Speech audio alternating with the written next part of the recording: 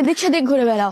শিক্ষামন্ত্রী এহসানুল হক মিলন শিক্ষকদের কাছে প্রশ্ন করেছেন যে শিক্ষকদের দাবি পূরণ করা হলে শিক্ষকরা তাকে কি দেবেন। কিন্তু একটি কথা আপনারা বলেননি, সেটা হলো আপনারা কি করবেন, আমাদেরকে কি দিবেন। শিক্ষকরা এর কোনো যুক্তিসঙ্গত উত্তর দিতে পারেনি। যেহেতু শিক্ষকরা উত্তর দিতে ব্যর্থ হয়েছেন, তাই শিক্ষামন্ত্রী শিক্ষকদের চরম অপমান করেছেন। তিনি বলেছেন তার সবকিছু জানা আছে, অজানা কিছুই নেই। সবকিছু জানা আছে, অজানা কিছুই নেই। আবার আপনি চলে গেলেন পুরান গান গাইতে। আবার আপনি চলে গেলেন পুরনো গান গাইতে।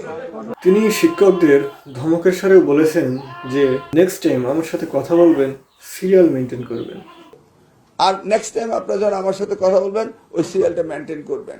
তার সাথে কথা বলতে গেলে ক্রোনোলজিক্যালি কথা বলতে হবে। ক্রোনোলজিক্যালি বলতে হবে। শুধু শিক্ষামন্ত্রী নয়, গোটা বাংলাদেশের মানুষ বিষয়টা অন্যরকম দেখছে যে শিক্ষামন্ত্রী বিরাট কিছু করে ফেলেছেন। একটু থামেন না ভাই। শিক্ষামন্ত্রী তো ক্ষমতায় আসার সাথে সাথে বলল যে তিনি চমক দেখাবেন, 1 সপ্তাহের ভেতরে ইন্টারন্যাশনাল লেভেলের শিক্ষা ব্যবস্থা চালু করবেন। কই, 1 সপ্তাহ তো হয়ে গেল, চমক আর ইন্টারন্যাশনাল তো কিছুই দেখতে পেলাম না।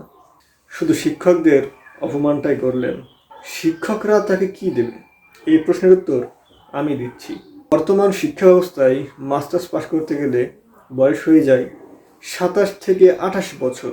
42 লক্ষ শিক্ষার্থী প্রতি বছর প্রাথমিকে ভর্তি হয়, আর 22 লক্ষ প্রার্থী চাকরির জন্য আবেদন করে। অথচ বাংলাদেশ সরকার চাকরি দিতে পারে বছরে মাত্র 70 থেকে 80 হাজার। এই যে মিস্টার শিক্ষামন্ত্রী, আপনাকে বলছি, আপনি কি জানেন শিক্ষকরা কষ্ট করে এবং শিক্ষার্থীরা আপ্রাণ কষ্ট করে জিপিএ 5 ঠিকই পায়, কিন্তু এসএসসিতে জিপিএ 5 প্রাপ্তদের প্রত্যেক 5 জনে 3 জন এবং এইচএসসিতে জিপিএ 5 পাওয়া 31% বেকার। মিস্টার শিক্ষামন্ত্রী, আপনার আগেও যারা ছিল তারাও শিক্ষিত বেকারদের জন্য কর্মসংস্থান তৈরি করতে পারেনি। শিক্ষিত বেকার ছেলেমেয়েরা না পারছে বিয়ে করতে, না পারছে অন্য কিছু করতে। বিয়ে ঠিক করছে, তার মাসিক ইনকাম প্রায় 5 থেকে 6 লাখ টাকা, আর তুমি যে কিনা বেকারত্ব নিয়ে ভবঘুরের মতো এদিক সেদিক ঘুরে বেড়াও। ধুকে ধুকে শিক্ষিত বেকারদের জীবন শেষ শেষ হয়ে যাচ্ছে প্রতিটা শিক্ষিত বেকারদের পরিবার। মিস্টার শিক্ষামন্ত্রী, চোখ মেলে দেখুন, ওয়ার্ল্ড র্যাঙ্কিংয়ে 800-র নিচে বাংলাদেশের কোনো বিশ্ববিদ্যালয়ের নামই নেই। প্রকৃতপক্ষে কোনো শিক্ষামন্ত্রী বা বিশ্ববিদ্যালয়ের শিক্ষা গবেষণা বিষয়ক আপনারা কিছুই করতে পারেননি বেকারদের কর্মসংস্থার জন্য। শিক্ষামন্ত্রী, আপনি ইন্টারন্যাশনাল লেভেলের শিক্ষা ব্যবস্থা চালু করে ম্যাজিক দেখাতে চেয়েছেন। 1 সপ্তাহ হয়ে গেছে, আপনি কিছুই পারেননি।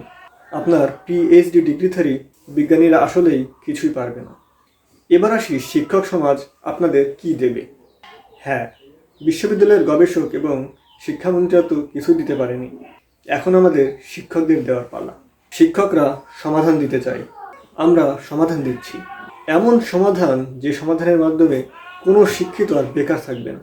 ওয়ার্ল্ড র্যাঙ্কিংয়ে বাংলাদেশের শিক্ষা ব্যবস্থার মান 800 নয়, যেন প্রথম স্থান অধিকার করে।